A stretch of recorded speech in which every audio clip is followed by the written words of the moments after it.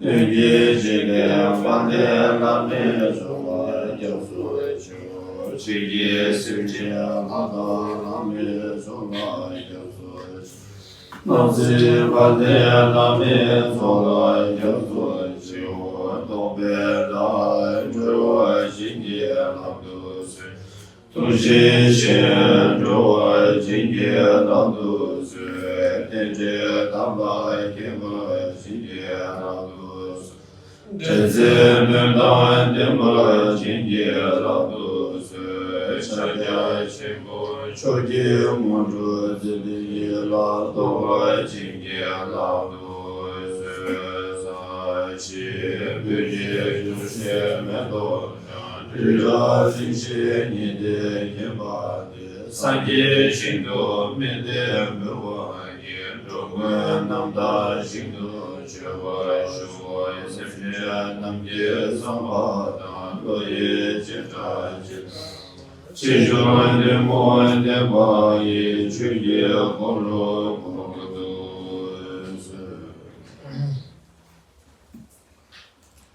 Tamye Tu Jisha Jere Zo Zhuang Shenje Medum Tu Shen Kong Zhu Kwa Sebi Bo Ta Kong Ju Ben Go Shenje Jebe Shabda Bo Jha An Sen Dorji Changchen Dile Karo Da Arwa Milan Ka Bo Ta Zamba Nabo Bo Da Pa Len Drukpa Song Ka Yu Lama Nanga Bo Jha An Se Men Ju Yin Yin Je Ho Rang Na De Zum San Je Kun Ju Mo Yin Ra Sem Chu Wo Mo Zo De Zebe Zebe Na Me Shabda Bo Jha An Sen Very good morning to everyone, and I hope everyone is doing well.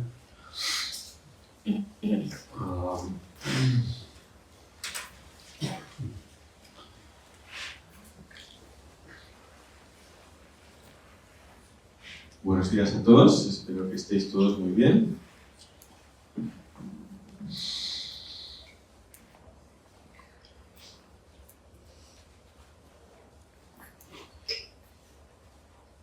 So today,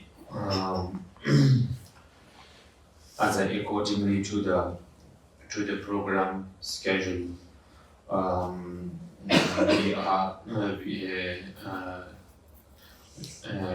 accordingly to the program, there is initiation that I have to give, Vajrapani initiation, and then and not only, of course, not only now, even yesterday, actually, accordingly to the program, we are supposed to talk or teach about and practice about Vajrapani. That was what the main subject for this retreat. And some of you might have just come for this Vajrapani, and some of you might be thinking why there was nothing about Vajrapani yesterday, and so I apologize for that, because yes, this is how it was organized, but then I was just thinking that as I have mentioned yesterday, that I have decided this time to all the centers just to talk more about our foundation, the importance of foundations of all our practitioners, and mainly about how to really put our practice into our daily life, and how to really make a change and effect in our daily life as a being a practitioner. So I feel this is something very important we have to understand. Our base is very important. Then after that we can talk about, or we can practice anything. And so that's why our motivation and our base has to be strong. So that's why yesterday I was talking about many other things, and then in the afternoon also His Eminence Kambal Rinpoche also talked about death, what's happening after death and all these things, because this is again something which everybody, everyone is, I think, everyone have to go through it, and then everyone must be, I don't know, everyone might have different opinion on that. Some people, some may say that once your date is finished, and there's no more next life. Some believe that there is a life, but then I don't know, a different way of I think thinking. So anyway, as a practitioner, we also have to know what is really happening, and after the death, and how important after the death and everything. It's also very important. So that's why what do you call it? So yesterday, the day was kind of like we had spent with a normal basic talk, which is I think important for our daily life. So that's why I apologize if some of you must be thinking why there was nothing about Vajrapani yesterday. Some of you might be thinking, some of you might not. Some of friends told me that it was very good yesterday, that we talked about other things rather than one specific practice. And I don't really found much of you who are really practicing this and that. So I think it's more about general disciples here this time. So I think that's why we decided that. And today I think I have to offer. We have to bless with initiation of Vajrapani, and if that we will do after the break, maybe after 1.5 hours, we will have a break. Then after that, after the break, then we will do the initiation, but before that, maybe we will talk a little bit about initiation.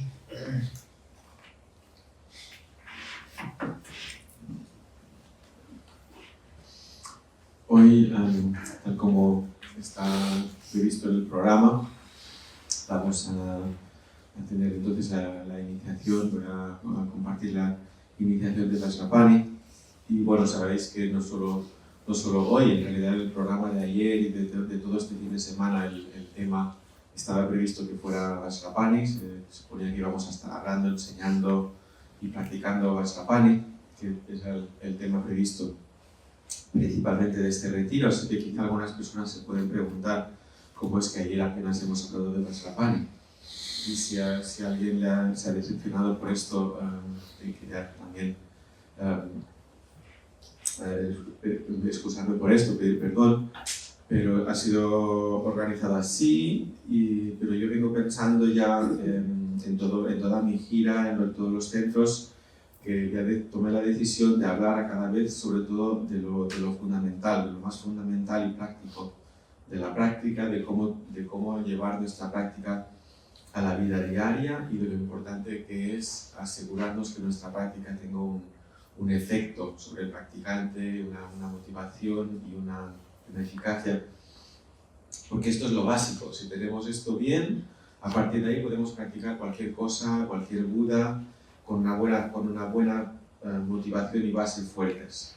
Así que ayer elegí dedicar la mayor parte del tiempo de mi charla a este punto, y por la tarde también su eminencia Rinpoche hablo de la muerte y de lo que ocurre después de la muerte, porque es algo por lo que creo que todos tenemos que pasar. Y sobre esto también puede haber diferentes opiniones, informaciones, creencias. Algunas personas piensan que cuando uno muere ahí se acaba todo, que no hay vidas sucesivas, y otras personas pueden tener otros tipos de creencias de cómo algo continúa después de la muerte. Así que creo que es importante como practicantes budistas que tengamos una buena información de lo que realmente ocurre y de lo importante que es este momento de la transición a la muerte. Así que ayer, lo siento si algunos esperaban más una charla, unas enseñanzas más específicas sobre Vajrapani, pero hemos considerado que sería más útil hablar de cómo integrar la práctica en la vida diaria y hablar de este tema de la muerte. y también por lo que he hablado con algunos de vosotros. Me parece que quizá aquí este grupo no es necesariamente de personas que estén haciendo prácticas muy específicas sobre las que necesiten instrucción, más practicantes, discípulos más generales, así que también me parece apropiado. Y por hoy sí vamos a tener la iniciación de Vajrapani, y esto lo vamos a hacer después de la pausa, dentro de una hora y media. Y ahora os voy a hablar de la iniciación, de lo que es la iniciación.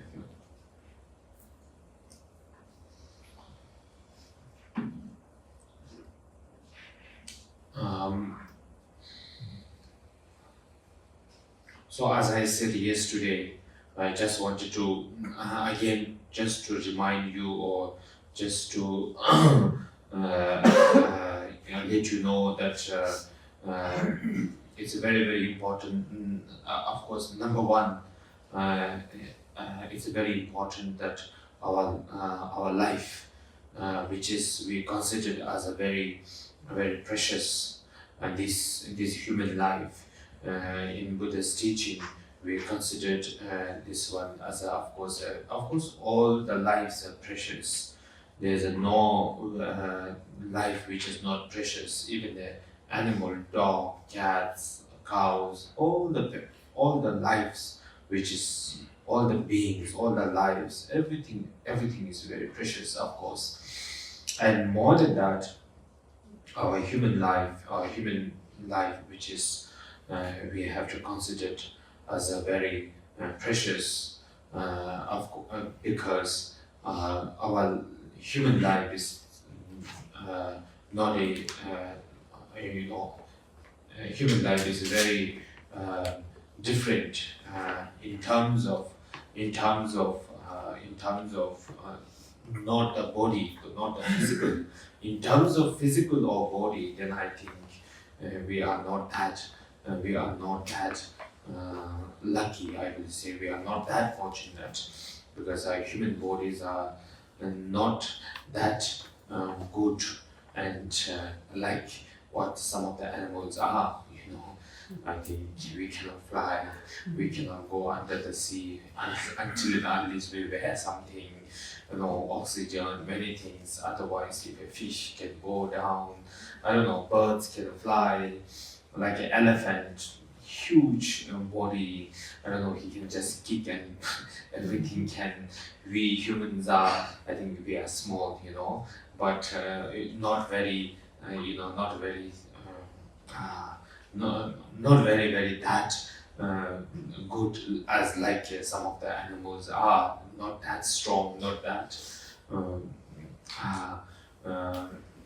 good, I will say. But in terms of if we say wisdom, or in terms of opportunities, in terms of our if we can really use our human skills and brain, or the wisdom which we have, then I think we, the human, can really, do a lot. We can do a lot for yourself and for others, and not only others, for all the multi-sentient beings, of course, and not only for this life to come also. Animals, they cannot do anything. They can only do is that they can only maybe think about just to find food and they eat, and that's all. They can't even think about tomorrow's food, but we do think so much about maybe 100 years later, we will think, plan from now. So anyway, in terms of physical, we are not, but then in terms of, I think, all these things, I think we are very, very fortunate. So it is important that as we all have a born in this very precious human life, and it is always first thing is very, very important. Every morning, every day, as I said yesterday, and that we have to know ourselves that we are very fortunate, especially what do you call it, compared to those very poor other beings, poor animals, I will say. and we are so fortunate, and we have a great opportunity to do so many things for yourself, for others, and of course we have a capability even to attain the Buddhahood if we do it, which is really great. So it's very important always appreciate yourself firstly every day, because if you don't appreciate your life, if you don't respect yourself, if you don't love yourself, then we really cannot understand others' importance of other life. Then that's why we become a very nasty, we become a very bad, and we destroy other, kill other, do all the bad things. Because first thing, we always have to understand and respect and love yourself. Always, it's very important as a being a human, as a born as this precious human life. We have to, as I said yesterday, we have to appreciate, we have to respect, we have to care, and that is very important. That every day we should think.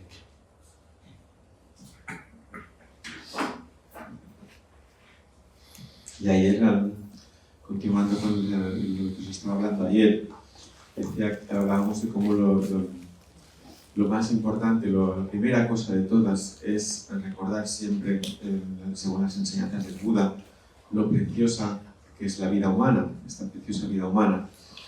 Por supuesto, todas las vidas son preciosas, no hay vida que no lo sean, incluso un perro, un gato, una vaca, cualquier animal, cualquier ser, por supuesto, pero cuando hablamos de la vida humana, de haber nacido como ser humano, hay algo especialmente valioso allí, porque tenemos algo de más, algo diferente. Y esto de más no está particularmente en el cuerpo. De hecho, como seres humanos, nuestro cuerpo no es tan afortunado, no es tan grande, no es tan genial. Algunos animales tienen cuerpos capaces de volar por el aire, capaces de nadar bajo el agua sin necesitar herramientas especiales como nosotros. Los elefantes tienen un cuerpo enorme y fuertísimo, capaz de derribar un árbol de una patada. Nosotros somos pequeños, débiles de cuerpo, pero la diferencia es que tenemos una capacidad de sabiduría, la oportunidad de desarrollar un cerebro, una cognición, una inteligencia, unas habilidades, y con eso podemos hacer mucho. Podemos hacer mucho por nosotros mismos, por los demás, por todos los seres sensibles, nuestras madres, y también somos capaces de pensar en las vidas por venir. Y esto sí que es específico de la preciosa vida humana. Ningún animal, ningún perro, ningún gato es capaz de pensar ni siquiera en el día de mañana, ya no digamos en su siguiente vida. Como mucho, si son capaces de pensar algo, como mucho que podrán pensar dónde pueden encontrar algo de comer, por hoy, por ahora mismo.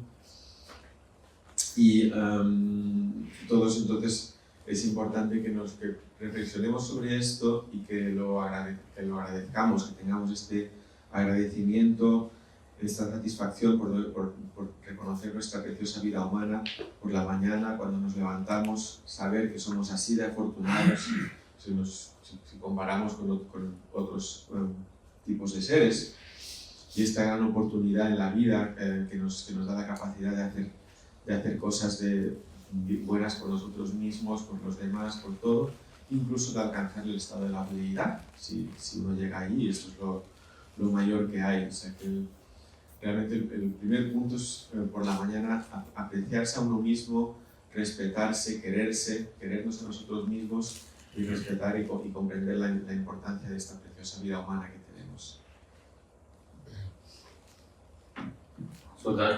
So that is very important. Every day to think, to encourage yourself, and then after knowing how precious you are, how not only others. Firstly, from yourself, you have to start from yourself, thinking and understanding that how precious you are, how lucky you are. Then after that, we should have then we have to think that now sense is a very, is a very precious and very important and very lucky that you are born as a human. And now second thought is that now I have to make it this this precious life, one life, which we have to make it very useful, very meaningful one.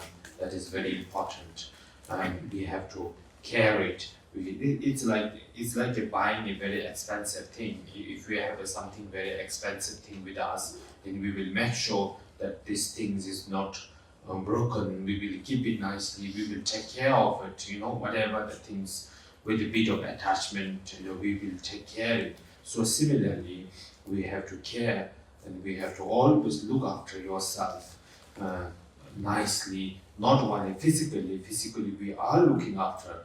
We do, but then mentally, more than that, and to really care with the understanding that it's a very precious life, then we should care your mind, especially, look after your mind, care your mind, look and be as much as positive, and your body, your action of your body, action from your speech, and action from your mind.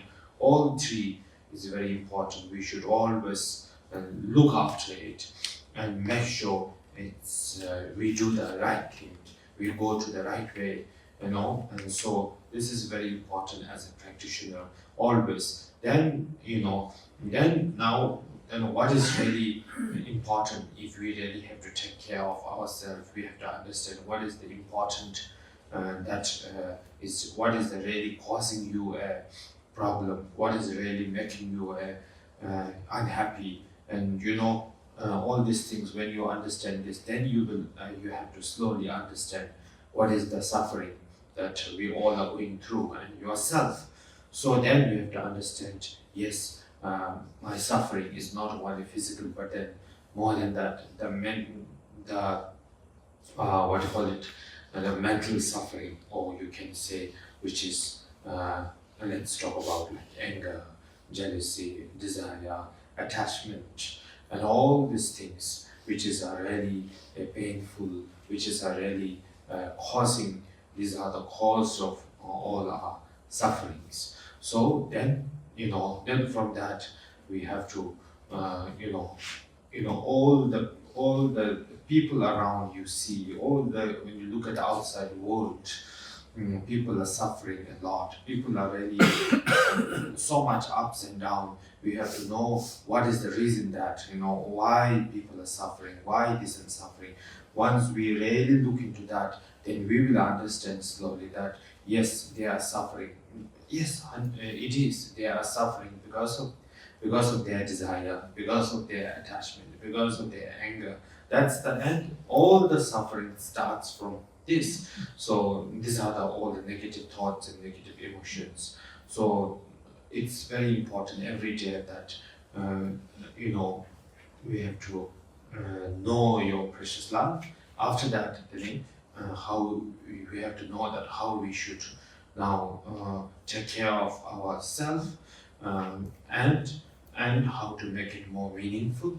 Then when it comes to making meaningful, then that means, of course, you have to make it meaningful by doing meaningful things. So, which means not only just wasting your time with just being very selfish, very angry, or very all these negative thoughts and negative actions and negative speech. Not only that, and it's very important for yourself, for your well-being, and for the well-being of everyone, and of course all the mother sentient beings, that we have to have a positive life, which is very important. So this is even the Buddha himself. It's the same thing. Buddha himself, he was an ordinary person. He was just a normal people. He was born as a normal in a normal family, and it's not that Buddha suddenly, then he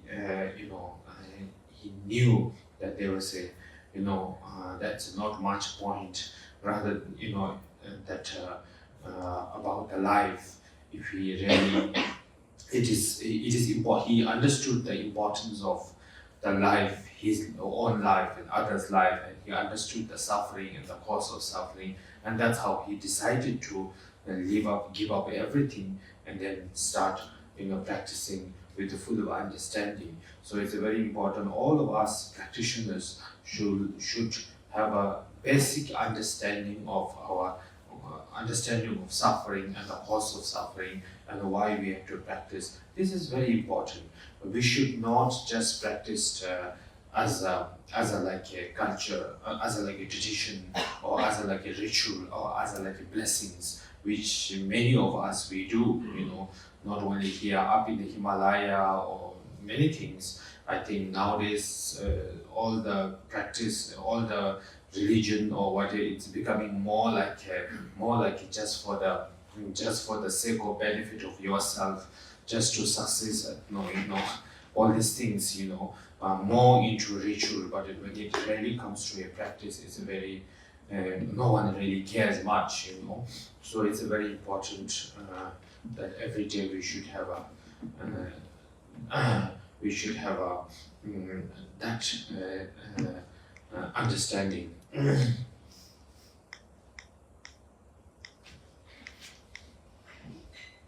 Así que todos los días es importante que nos animemos a nosotros mismos, que comprendamos esto, lo precioso que eres tú mismo, empezar siempre por uno mismo. Qué afortunado soy.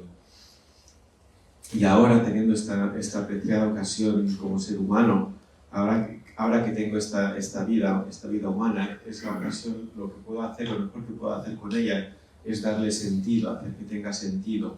Y eso significa cuidar de uno mismo, cuidar de la propia vida y decir qué puedo hacer, qué es lo mejor que puedo hacer con esta vida. Igual como si tenemos algún objeto muy especial, muy caro, lo vamos a cuidar de forma especial y nos aseguraremos de que no se rompa, incluso lo trataremos con un cierto aferramiento.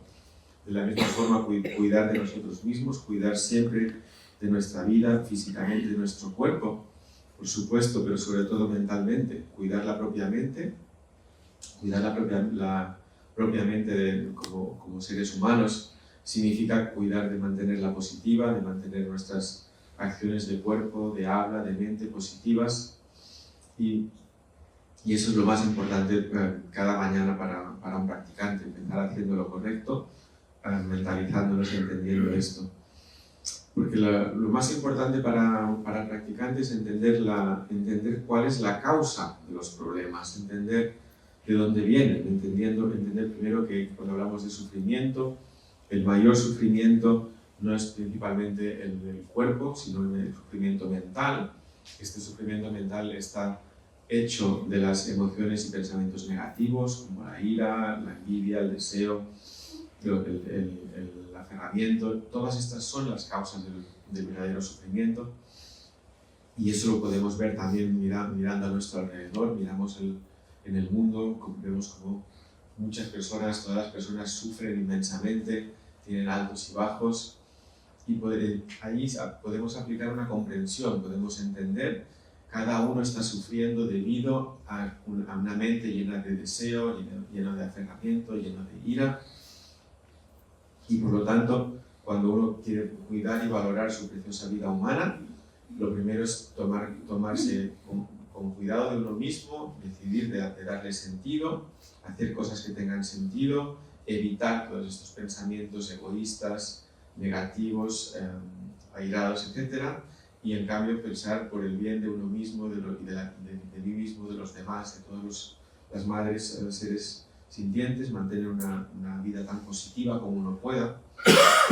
Y de hecho esto fue el camino del Buda. El propio Buda nació como una persona común, ordinaria, en una familia común, pero él comprendió, vio cómo las personas llevaban sus vidas, vio cosas que no tenían mucho sentido, y fue comprendiendo el sufrimiento, cómo funciona, qué es, cuáles son sus causas, y a partir de ahí uno comprende qué es lo que merece la pena abandonar, qué es lo que merece la pena adoptar, empezar a practicarlo.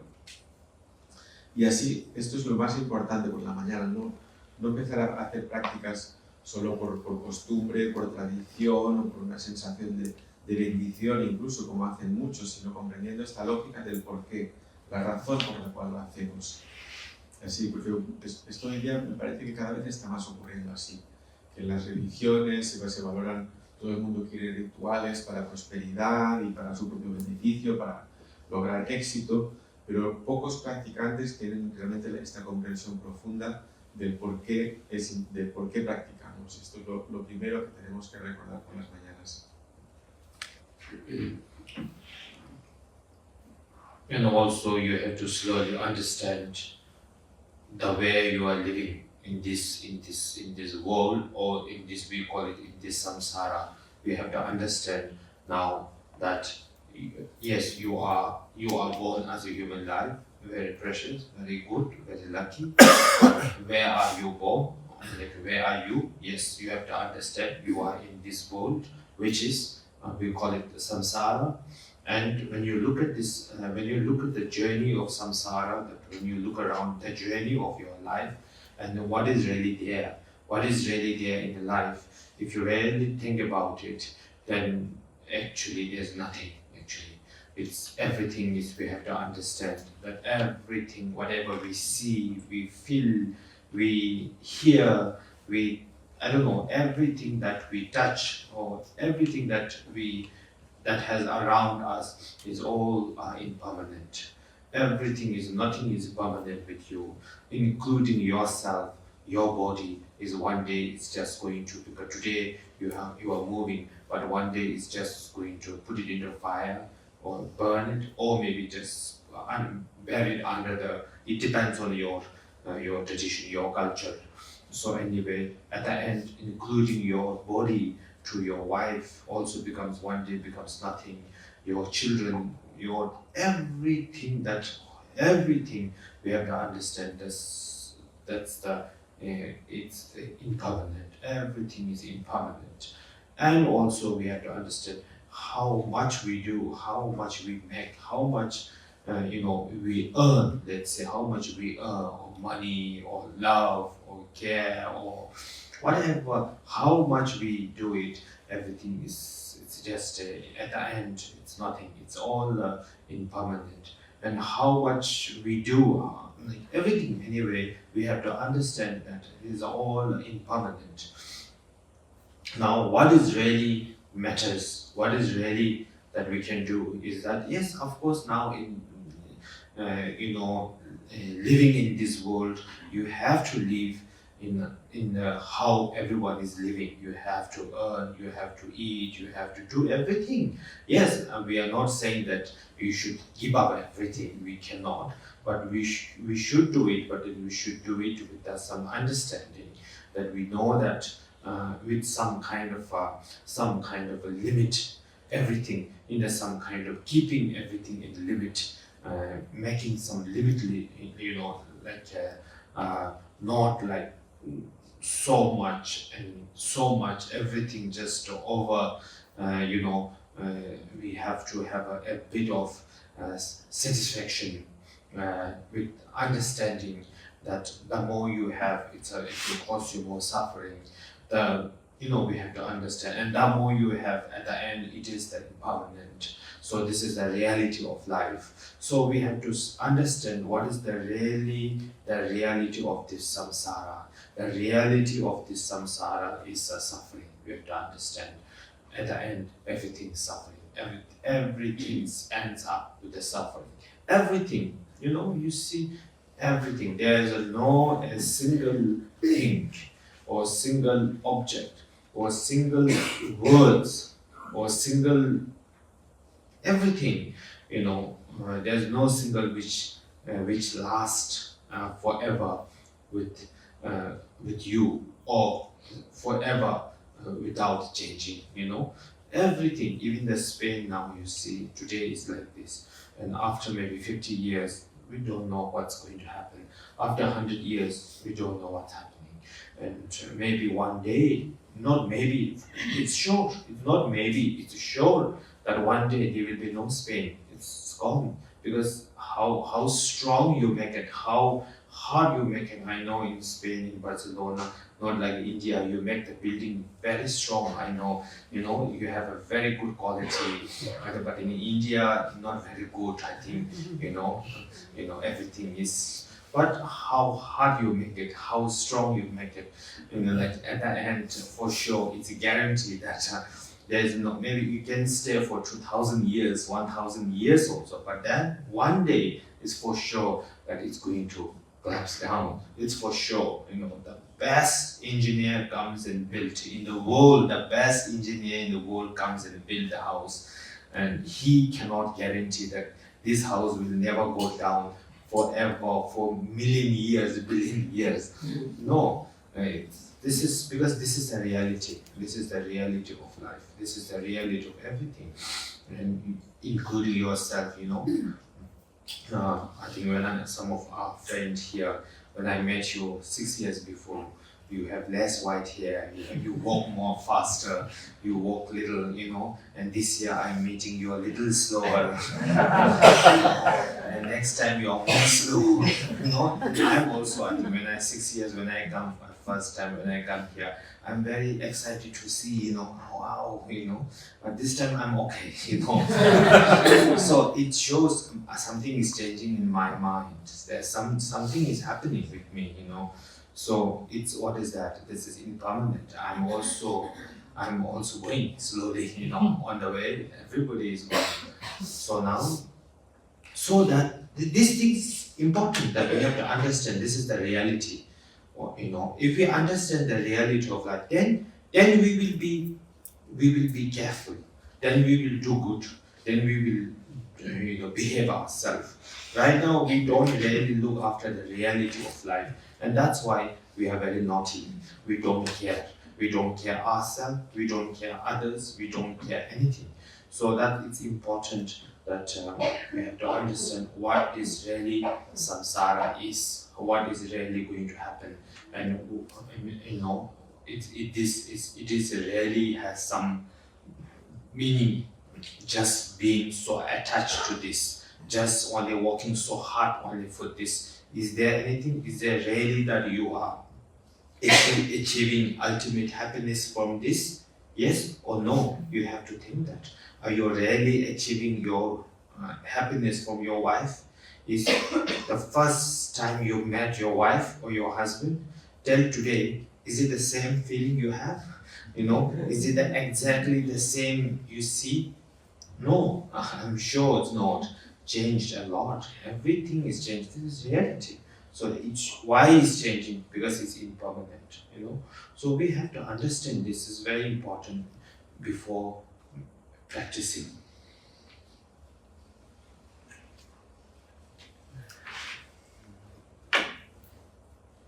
También tenemos que comprender la forma de vivir en este mundo, en este samsara, en el que hemos nacido como un ser humano, como un precioso cuerpo humano, y el precioso cuerpo humano, preciosa vida humana, eso es muy bueno en sí, pero tenemos que entender cómo es y cómo funciona este mundo, cómo es el viaje del samsara y qué es lo que hay realmente ahí. Y cuanto más lo miramos, lo que nos damos cuenta es que ahí realmente no hay nada.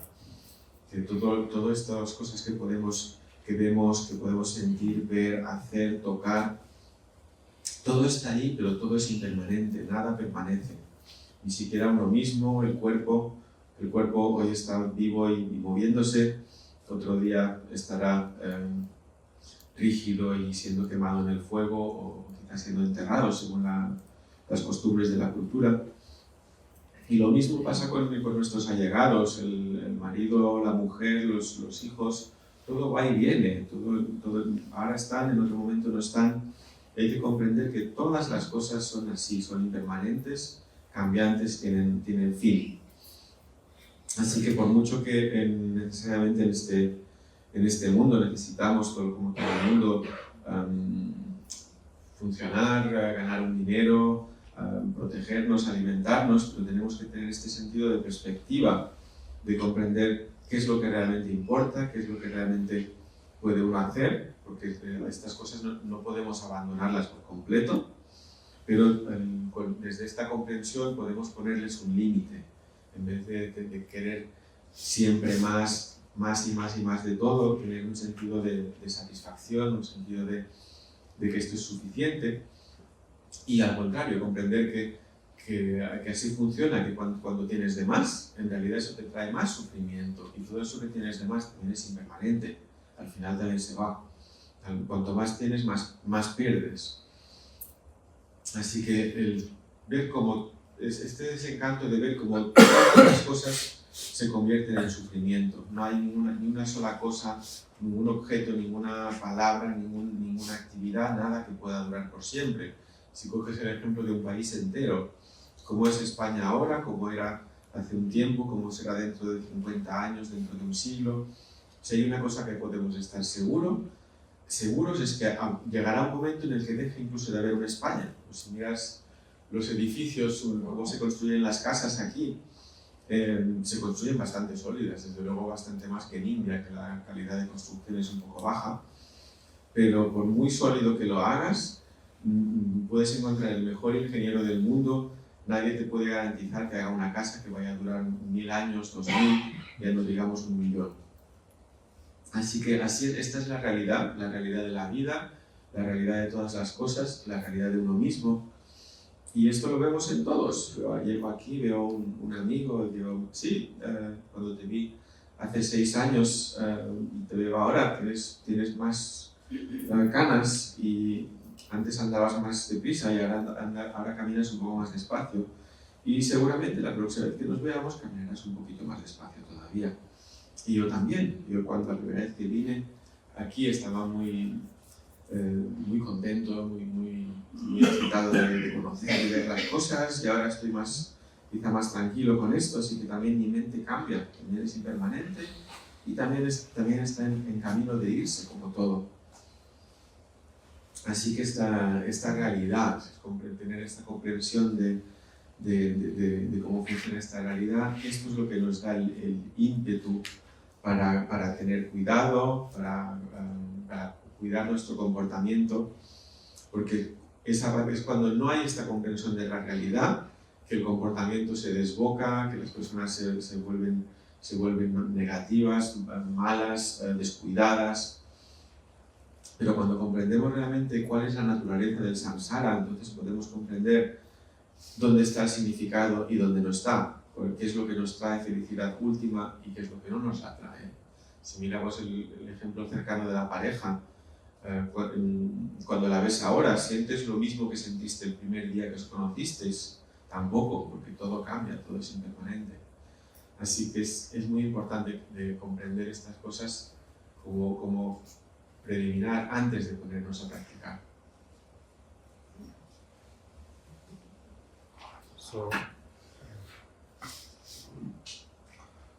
So it's important to understand the reality of samsara and impermanence. That's very important.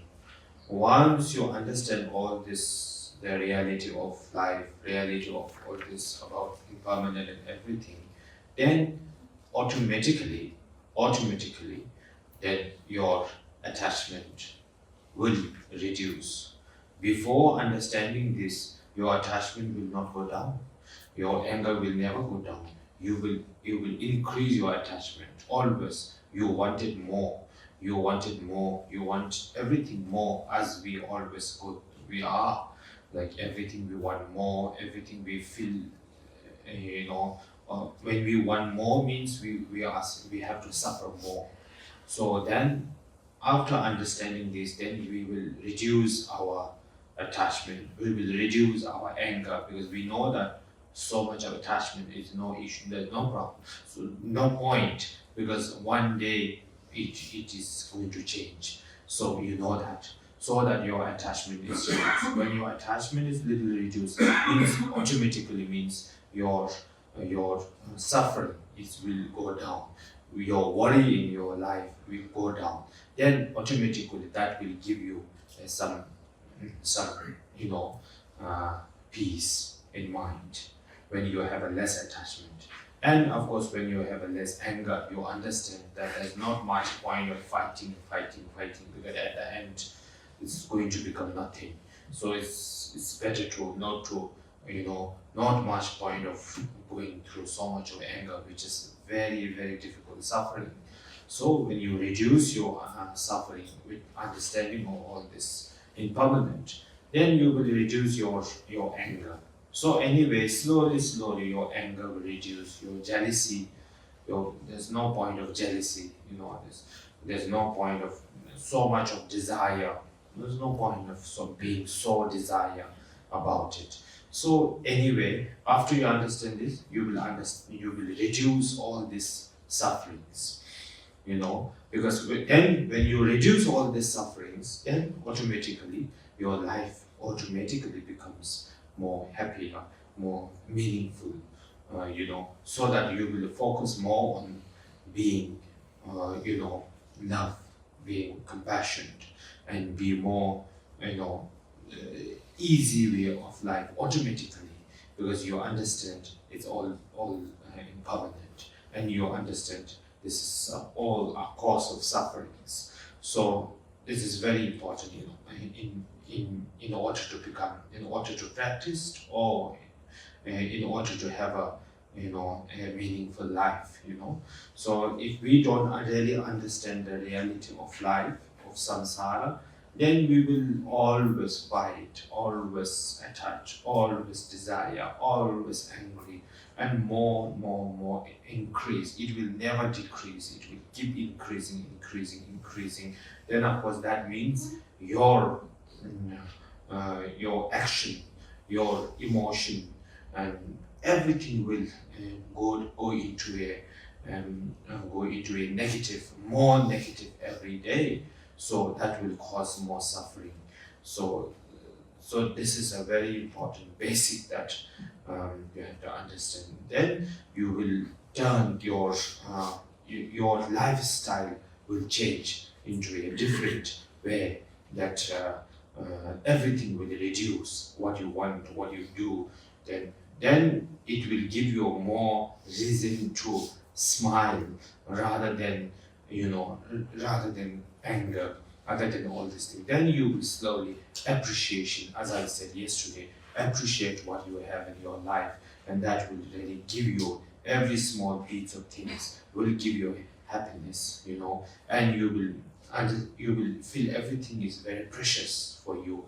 Your wife becomes precious, your husband becomes precious, everything becomes precious, because they are one for the time being. So while they're with you, you will take it very nicely, happily, respect each other, love each other.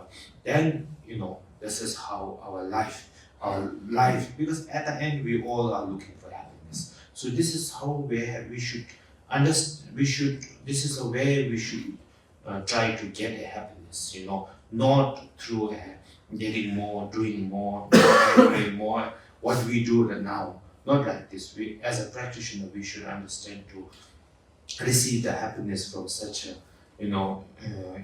this is the way we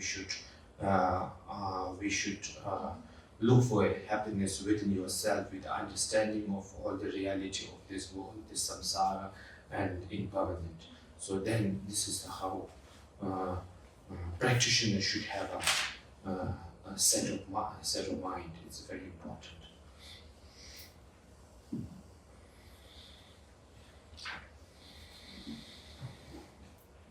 La importancia de reconocer sobre la realidad del samsara y de la impermanencia, de la vida y de todas las cosas. El resultado de reconocer esto es que automáticamente tu aferramiento se reduce, porque sin esta comprensión, el aferramiento, el deseo, el enfado no pueden reducirse, solo van aumentando en el sentido habitual de que uno tiene algo y quiere más, y cuando tiene más todavía quiere más, y cuando quiere más aún también sufre más.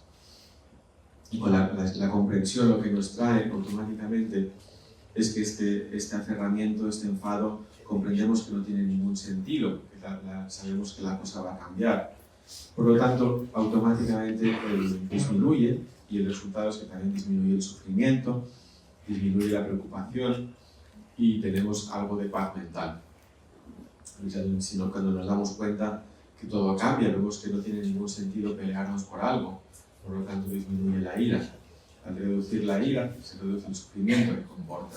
Así que es un proceso gradual, lento, ¿no?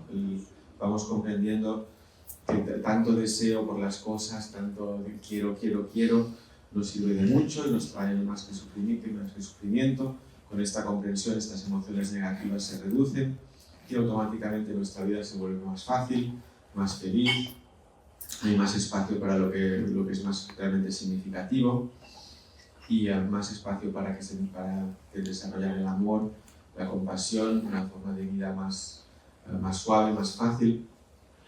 Y todo esto viene cuando uno comprende realmente el significado de la impermanencia y cuáles son las causas del sufrimiento. Esto es la comprensión que necesitamos para darle sentido a la vida humana y para poder practicar de forma significativa. Esta es la base más importante para el practicante. Que llega el momento que comprendemos esto y todo nuestro estilo de vida empieza a tomar otra forma. Los deseos, el querer esto, querer aquello se empieza a reducir y eso nos da más espacio, más tiempo, más razón para sonreír en vez de estar peleando por algo. Y crece el aprecio, podemos apreciar mucho mejor lo que tenemos. Las pequeñas cosas encontramos felicidad en ellas. Nuestra propia pareja se vuelve algo precioso, porque nos damos cuenta que la tenemos por un tiempo limitado y por lo tanto la podemos respetar, la podemos amar mucho mejor, mucho más fácilmente. Así que esta es la forma de orientar la vida para un practicante, comprender dónde fallamos habitualmente, dónde la forma samsárica de buscar más y más nos lleva siempre a mayor sufrimiento y cómo al reducir la fuerza de estas emociones negativas a través de la comprensión de la impermanencia y del samsara nos puede dar la base de una vida de practicante.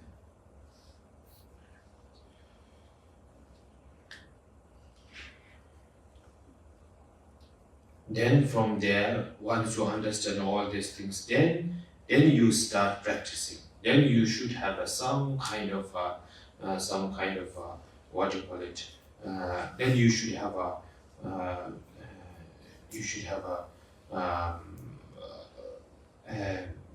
maybe what do you call it? You have to encourage. You have to have some of encouragement by yourself that it's important that I should be doing some meaningful things rather than just only going around in this samsara which is full of suffering. You have some kind of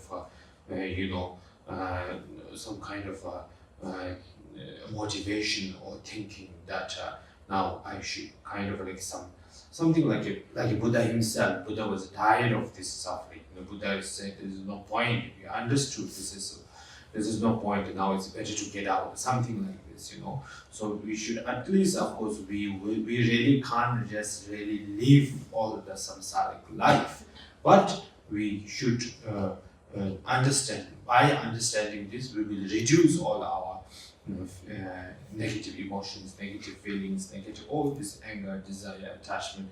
Then you understand now what is important now for you is important for practice now. So practice for what? Like practicing Avalokiteshvara, practicing Amitabha, like today Vajrapani, all these things. Why we have to practice?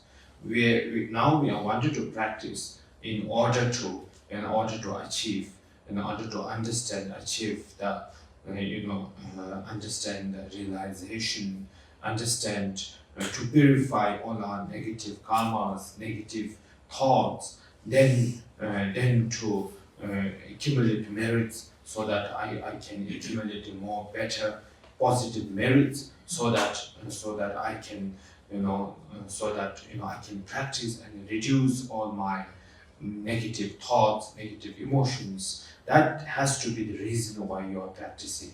But at the moment, unfortunately, let's say if I talk about Buddhists also, other religions also, most of the people now, practitioners, they practice, they go to the temple, worship, they go to the, some, temple or God, worship. They they worship, even now Buddhists also up in the Himalaya also, many people come and get blessing. Their blessing, they want you to live happy. They want more. So I want more, please bless, I want more. It's all about, the practice is more, when you practice, then most of the practitioners, they don't practice because they want to do something else. No, they want to success their business. They want to success their this, that. It's more about with praying, with the practicing. They are preparing more time to stay, more things to, I want to stay a long life. I want to stay healthy so that I can earn more. So my business success, my this success. So basically, it's all about being more attachment to this samsaric, without understanding of the suffering. Rather than understanding this is a suffering, we are taking this as a source of happiness. So we want more. So mostly, I think, unfortunately, we pray. That's why, if I talk up in the Himalaya nowadays, most of the people, practitioners, they don't come to monastery. Before, yes, but now changing. Everything is changing. They don't come to monastery always. They come to monastery when there's a problem at home. When there's a problem, when they're sick, when something is getting wrong, then they come to monastery to pray. Please help them. Or I don't know, God or Buddha, whatever you say, whatever you feel, then you please pray. Like today, like a Vajrapani, you will say, I need to fight with that person. I have that bad man. And he's a bad business, so I want to destroy him. I wanted to use my power to, because we say that Vajrapani is a Buddha of power. So in a different, it's totally in a different way nowadays. People think that now I want to use this power to demolish this, that, fight, So then I practice. So many things are like this. Many people nowadays, they practice Tara with thinking that, if I practice Tara, I'll get more wealth, I'll get more success, so that I will have a more. So basically, this is a different, way of, So it's not that's not the right way.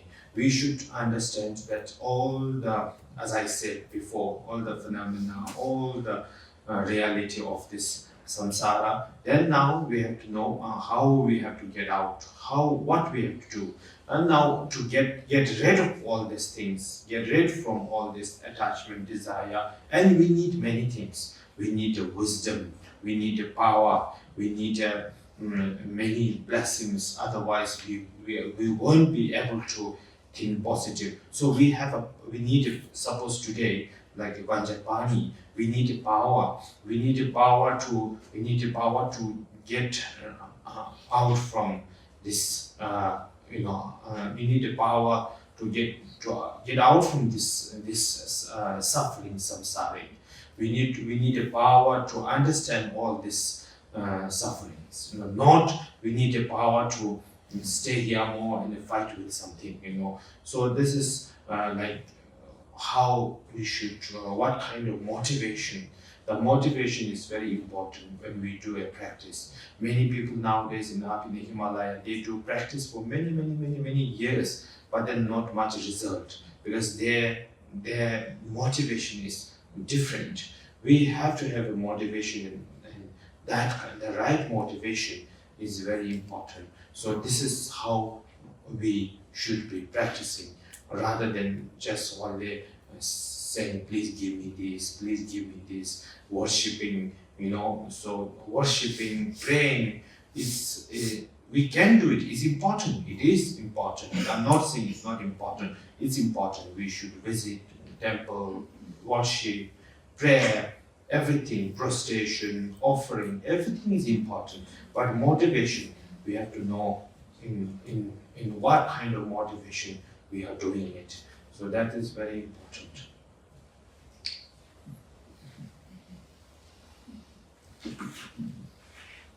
Y a partir de este punto es cuando uno puede empezar a practicar. Lo primero encontrar esta forma, esta comprensión que nos anima a querer hacer algo significativo con nuestra vida y no simplemente seguir dando vueltas en el sufrimiento del samsara. Y la motivación es pensar ahora como igual que el Buda pensó en su momento. Él comprendió el samsara, comprendió el sufrimiento y estaba cansado de eso.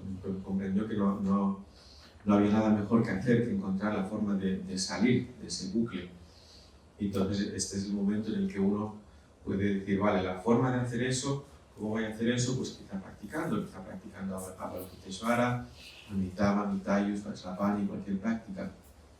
Y la motivación para ello es practicar para poder lograr la purificación de la mente, para poder llegar a la realización, para poder purificar todos los karmas, todos los pensamientos, acumular mérito que nos permita seguir practicando y hacer más práctica y con más fuerza.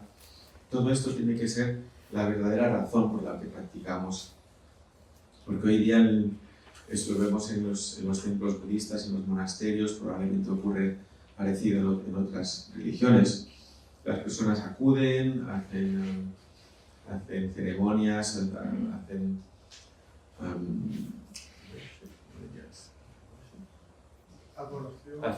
adoración a las deidades, pero hacen estas cosas porque buscan felicidad, felicidad mundana, para vivir más tiempo, para hacer más, para obtener más, para tener más éxito en su vida personal, en sus negocios, más prosperidad,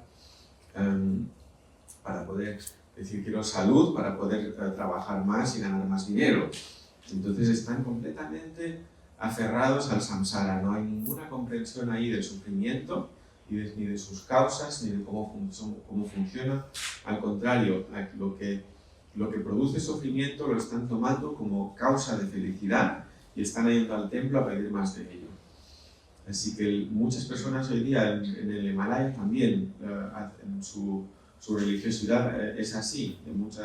Las cosas están cambiando, las personas ya no vienen tanto a los monasterios, y cuando vienen es porque tienen algún problema en casa, algún problema de salud, algún problema de familia, de negocio. Entonces le ruegan a quien sea, al Buda, a Dios, a Vajrapani, a quien esté por ahí, pidiendo ayuda. Incluso ayuda, que tengo una rencilla con tal persona, este mes me ha fastidiado en el negocio, y le pido a Vajrapani que me dé el poder para sobreponerme a esta persona. Y esto no es la motivación correcta. Cierto que en la tradición budista Vajrapani es el Buda del poder, es el Buda de la fuerza, y esto es lo que representa. Y eso no significa que pidamos su bendición para tener el poder para pelearnos y destruir cosas y sobreponernos a otros. De la misma forma que la gente hoy día le hace súplicas y prácticas a Tara, pidiendo riqueza y éxito y más cosas mundanas.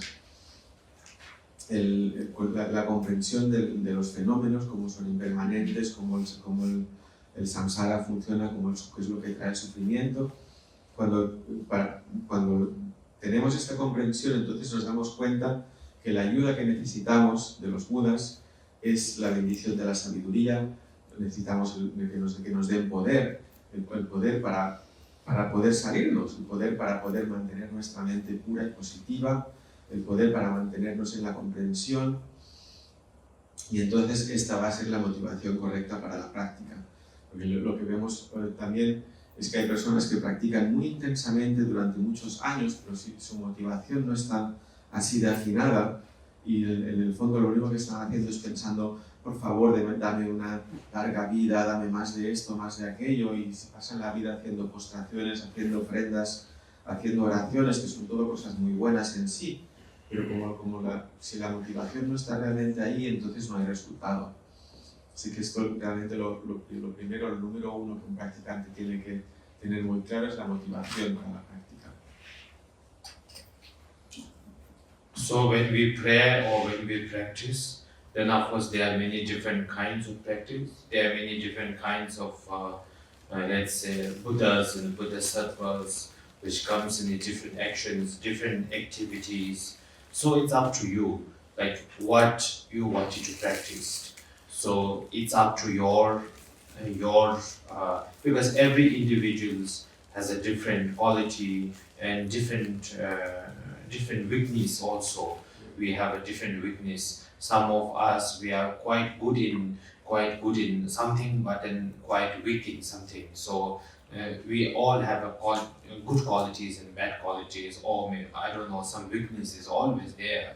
So it's up to us if we are ready. So accordingly to we can say according to yourself, and you should practice. You should choose a practice. Like accordingly to your health, you have to eat a medicine. Similarly, a practice should be like this. Of course, you can practice many things as much as if you are able to, but then slowly, since we are not that capable to do anything, so we have as a Buddha comes in so many different kinds of form and different activities, and like as in what you call it, Vajrayana, you can see many different kinds of Buddhas, Guru Padmasambhava, you may know Cherisi, Avalokiteshvara, Amitabha, and Vajrapani, and many things. So accordingly to you should practice, and in order to practice what you really need and what is your weakness. So Buddha, we have to understand that whatever in the form is, we should understand these are all the manifestations of Buddhas and Bodhisattvas. We have to understand that, because for many people, again, as I always say, that many people they get, especially the new people, I will say maybe new to Buddhist, or they really get. Sometimes when some people say Vajrapani, so it's very scary, it's very scary. I don't want to practice, it's very scary. And when we talk about love and compassion, and where is love, where is compassion? This is not about love. It's it's very scary. It's a fire. It's a 3-eye. And I don't want to keep the picture in my room. I think I cannot sleep in it. One of my friends also told me that about Vajrapanis, and I can't keep this Vajrapani in my room. I can't sleep at night. So we think about this, feel scared. So anyway, for some people it's a confusion. So it can cause a confusion. But as a practitioner, we have to know that Buddha can come in many different forms. Like human comes in different form. Every human. Like today we are here about maybe 50, 60 people here. We are not same, right? Some of you have a white hair, some of you are short, some of you are tall, some of you have a long nose, some of you have a short nose. I don't know, some of you have big ears, some of you have small ears. We come in different form. And also we have different capability also. So similarly, anyway, Buddha has, Buddha and Bodhisattva also comes in a different form. Sometimes in male, sometimes in female, sometimes in wrathful like Vajrapani, sometimes in very peaceful like Tara in a female form. So can be in a different form. We have to understand, and place also a different activities. So we have to understand that important.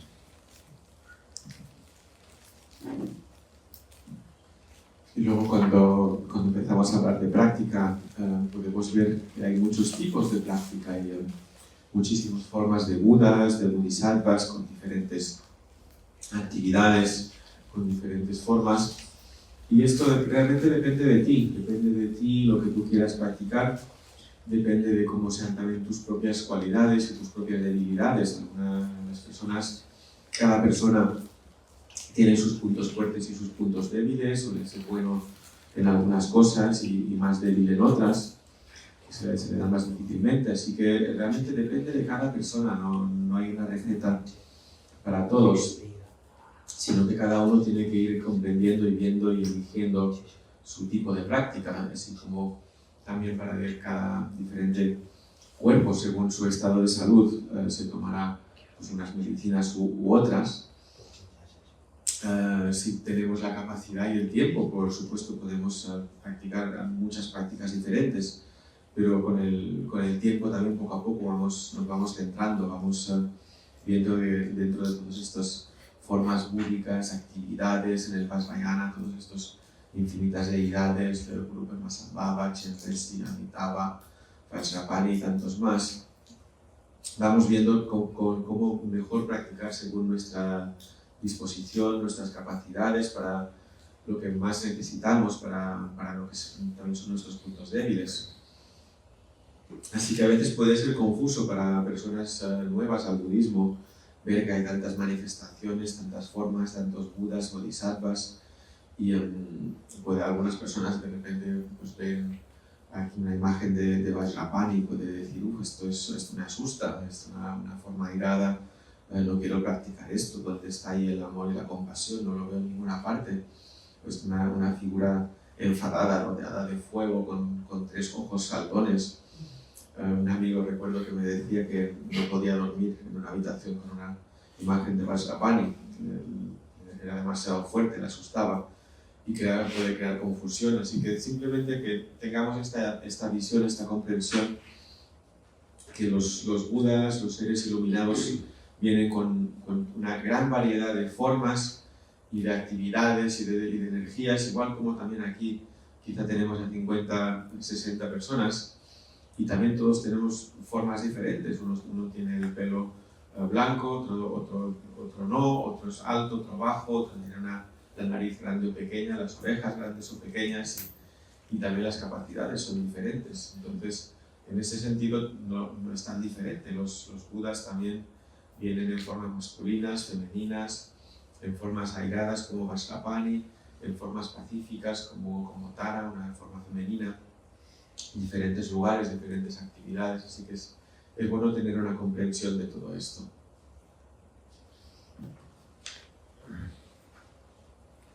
So as I always, when I talk about, when people ask me why there's a Buddha is in different form, they get some confusion and some question. I always just give a very simple answer. I just give and try to make them understand that I say Buddha is like a mother for all of us, and a mother has to be careful when a mother has so many child to look after.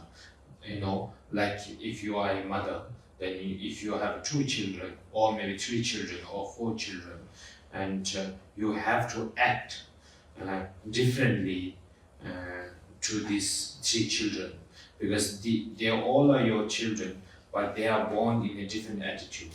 Maybe if you have a daughter, maybe I think most of the girls, they are more soft, they don't make so much noise, but they are quite emotion, maybe, they cry very quick, maybe, so you have to mother, but if you have a boy, maybe a little noisy, always jumping, breaking things, I don't know, so mother have to be a little bit, mother cannot always say, sit down nicely, I don't think the boy will listen, you have to be a little, sometimes sit down, but love is same. You love the boy same as you love your daughter also. The love, the care, is emotion, everything is same. But then accordingly to the person, to your children, you have to act little different.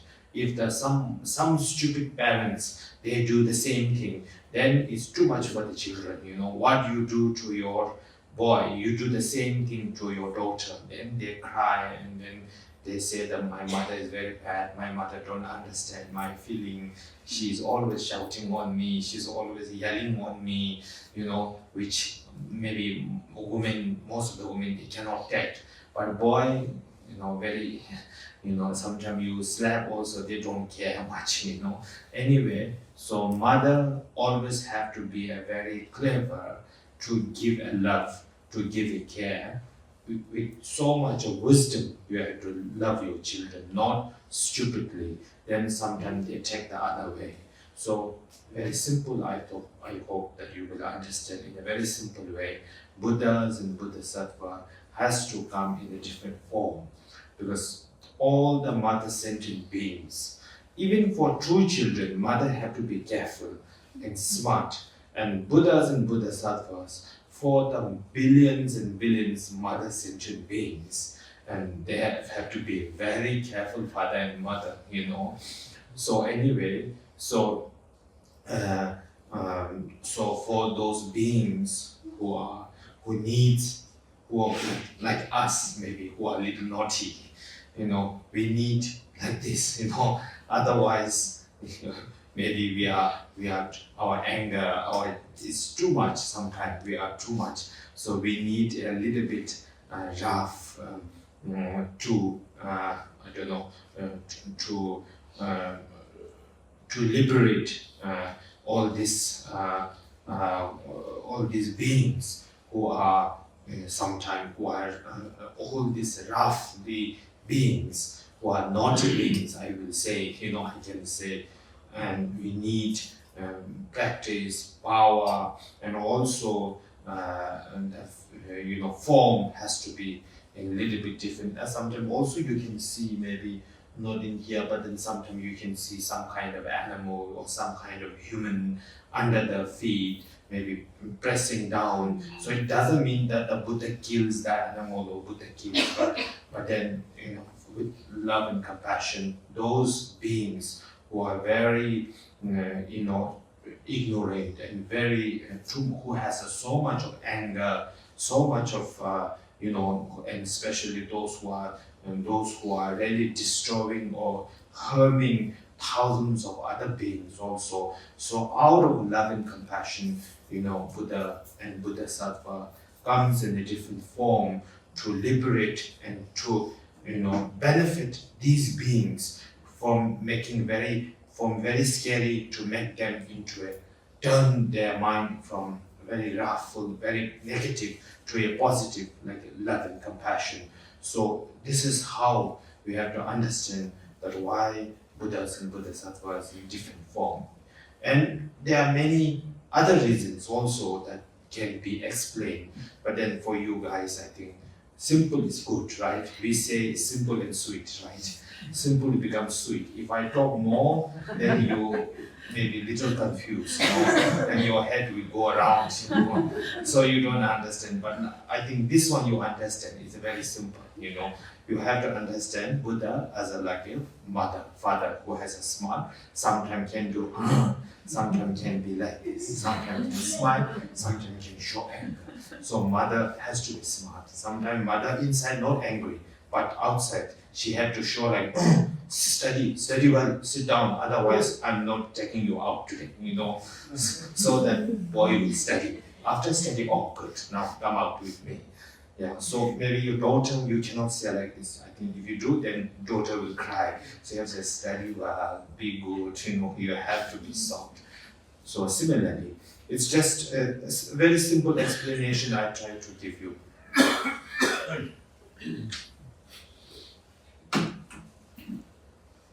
Las personas preguntan mucho sobre este tema, por qué los budas se muestran con tantas formas diferentes, a veces provoca algo de confusión. Hay una respuesta, una forma muy sencilla de explicarlo, es que los budas son como madres para todos los seres, y una madre tiene que andar con mucho cuidado, especialmente si tiene que educar y cuidar de unos cuantos hijos e hijas. Imagina que tiene 3 o 4, va a tener que actuar de forma muy diferente con cada uno, porque cada uno nace con una actitud y una forma de ser diferente. Entonces, por ejemplo, una hija, una niña pequeña, tiene un carácter suave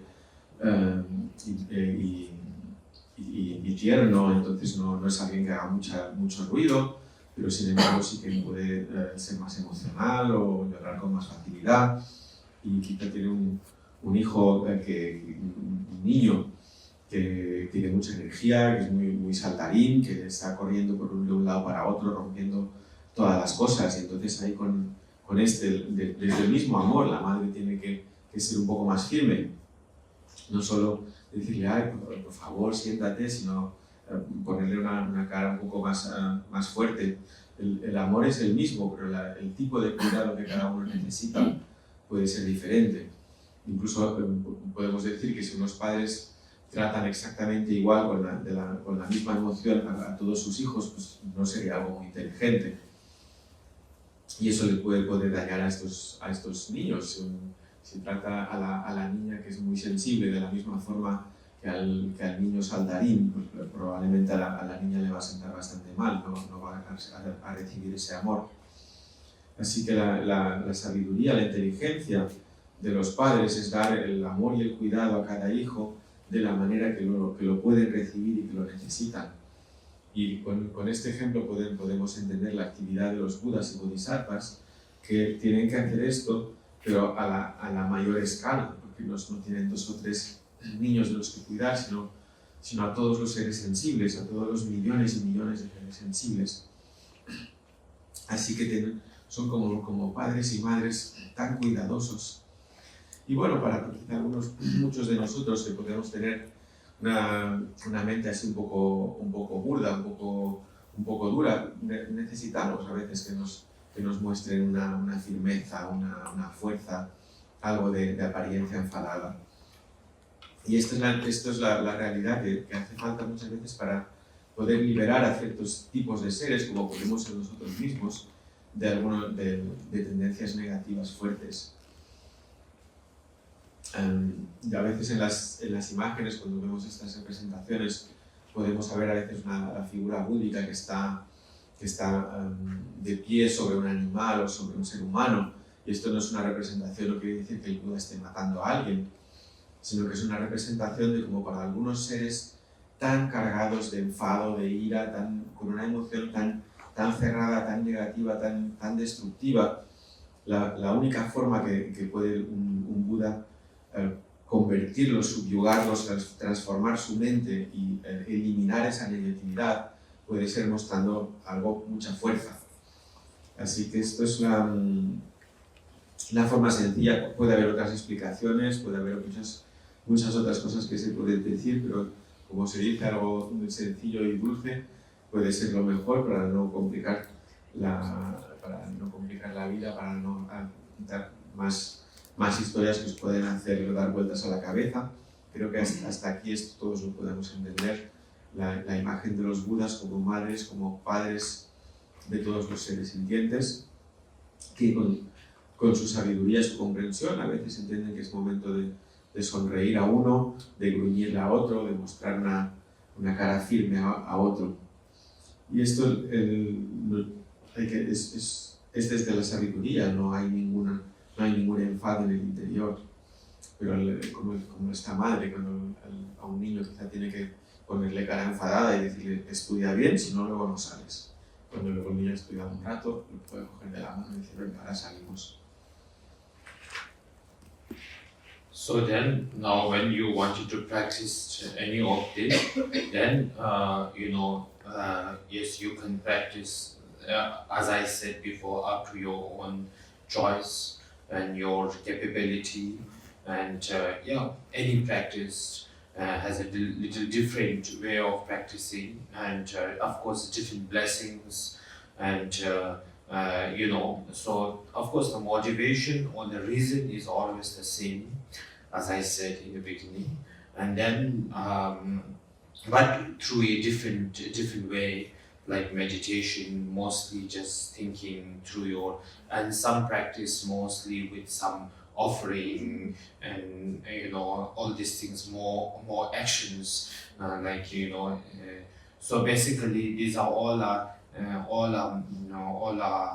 methods that for you, in example, like a practice of generosity, which is very important. Generosity means like practice of like giving, So so giving also, we should start from a small offering, small things giving, small offering, then to a offering yourself, your body, your speech, your mind, everything for all the mother sentient beings. We have such offerings, such things, we have to, if we go back to some history or some stories before, during the Buddha time or after the Buddha time, there were many great masters, practitioners, bodhisattvas who have given their bodies, their eyes, their arms, which some people or some beings, when they need arm, they cut and they give, and their leg, they cut and they give to others.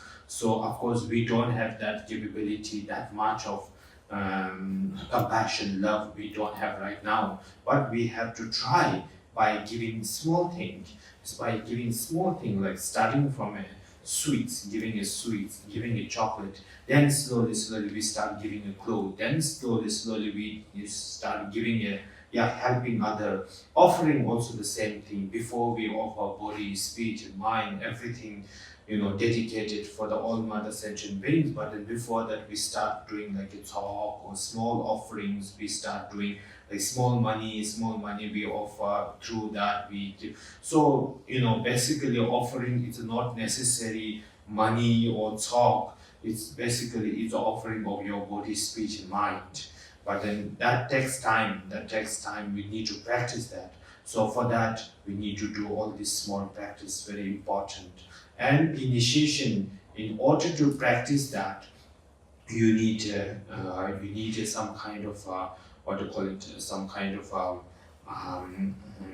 let's say initiation is something like blessings, of course, and it's something like kind of like authority, kind of giving an authority to practice that, So you get a transmission and initiation. So it's like an authority. It's like an authority that's saying, from today onwards, you can practice. You should practice. So before that, we get blessings and giving. One is like an authority. Kind of like a power, but kind of like saying, okay, you are able to do that, you should. So before doing or starting something, you get kind of a blessings and an authority from your guru, from your master, from the person whoever is giving you the initiation. So any practice is important. Before practicing, you should get the blessings, transmission, because where the lineage is coming from of this the particular practice that you're going to do, where you got this initiation. There's an initiation lineage, the blessing to someone it goes, and the transmission. So all these things. So it's like given receiving one, which is receiving initiation, means that you are receiving a kind of like authority and to saying, okay, to practice this. So before that, and before you practice, you get blessings. This is why initiation is important, in order to practice, in order to do the formal practice. And why you practice is I told you in the beginning, so that you have to know.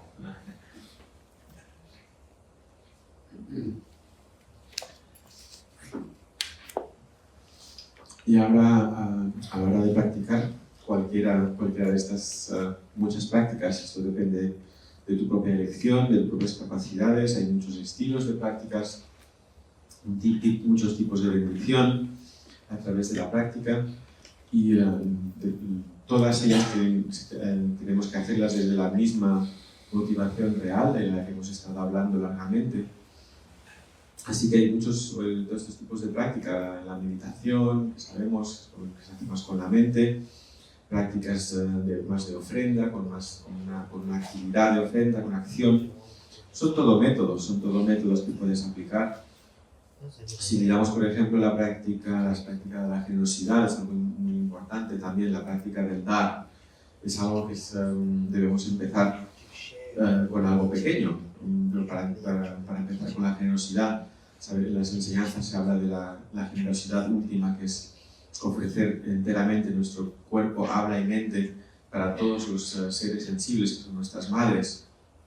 Y hay historias de la época del Buda y también más allá, más tarde, de grandes maestros, grandes bodhisattvas que ofrecían sus cuerpos, sus brazos, sus ojos para otros seres que los necesitaban. Y hay muchas historias así de impactantes. Y obviamente no tenemos semejante capacidad hoy día, pero empezamos con amor y compasión, ofreciendo, dando cosas pequeñas, quizá un trocito de chocolate, un dulce, una pieza de ropa, ayudando a alguien con algo que necesita. Y esto es la práctica de la generosidad, la práctica de ofrecimiento, en la que dedicamos cuerpo, alma y mente a todos los seres sensibles. Bueno, pero empezamos con ofrendas rituales, con la práctica del tzok, con algo de dinero, no necesariamente algo espectacular, porque la práctica toma un tiempo y siempre hay que empezar pequeño. Y en cuanto a la iniciación, para comprender cuál es su significado, por qué existe la iniciación, es como una bendición por un lado, pero también la que te confiere una autorización. Una iniciación es la autorización a hacer una práctica, recibes la transmisión de esa práctica y eso significa que desde ese momento, a partir de hoy, puedes hacer esa práctica. Has recibido el poder de esa práctica. En tibetano la iniciación es Wan, que significa literalmente poder, y significa que estás autorizado. Ahora eres capaz de hacer esta práctica, la has recibido de tu maestro, de quien sea que la está dando. Así que antes de hacer cualquier práctica, le damos mucha importancia a recibir la bendición y la transmisión de esa práctica, que viene siempre de un linaje. Comprender, saber de dónde viene este linaje, que es un linaje en la que la bendición, la autorización ha sido transmitida paso a paso, y cuando lo recibes tú, estás autorizado dentro de ese linaje, recibes la fuerza, la autoridad para la bendición completa de esa práctica. Así que de la motivación por la práctica ya hemos hablado, y esto es más como al momento de la iniciación, el porqué de este paso. And how to practice, and each practice has a different visualization and all these things. And I don't think this time I have to talk about everything, then it's up to you, whoever wishes to practice in the future. So if somebody wants to practice this, then you have to go through a detailed teaching, like from page 1 to how to chant, how to visualize, and that's a different chapter, so I don't think we have to talk about this time. But then you have to understand the basic reason why we have to practice, what is Vajrapani, all these things. If you can understand, I think that's more than enough for this time. And also we don't have much time also, and now the time is really going fast. It's already time, so I think we will do a short break now, and then once we come back, and we all have to do this practice all together, then after that and straight away we will do the initiation together with the practice. So we will take about 10-15 minutes break. Thank you. Y ahora cuando hablamos de cada práctica, cada visualización, cada práctica tiene muchos detalles, pero no vamos ahora a entrar en estas cosas. Si alguien quiere realmente hacer la práctica de Vajrapani a fondo, entonces es importante que busque una enseñanza detallada, que se explique el texto parte por parte, cómo hacer la recitación del mantra, cómo hacer la visualización correctamente. Pero ahora no vamos a entrar en estas cosas, tampoco hay tiempo. Creo que lo más importante que os quería explicar es, primero, sobre todo, por qué practicar y quién es Vajrapani. Así que el tiempo pasa rápido y ahora vamos a hacer una pausa de 10-15 minutos, luego volveremos, haremos la práctica juntos una vez y entramos directamente en la iniciación.